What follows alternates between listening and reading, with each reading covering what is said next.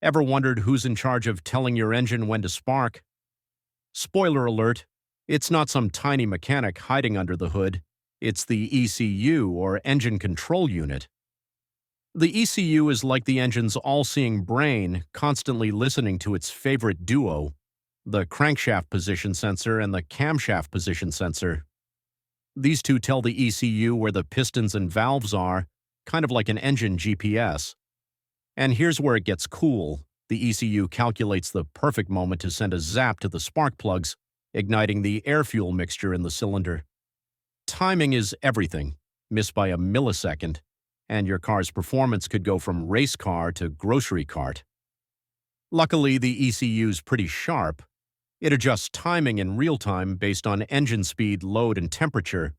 Too early or too late, and you could end up with wasted fuel, or worse, your engine could sound like it's auditioning for a demolition derby. But when the ECU's got it all under control, you get optimized power, better fuel efficiency, and cleaner emissions. So next time your engine's running smooth, give a nod to the ECU. It's your engine's secret genius.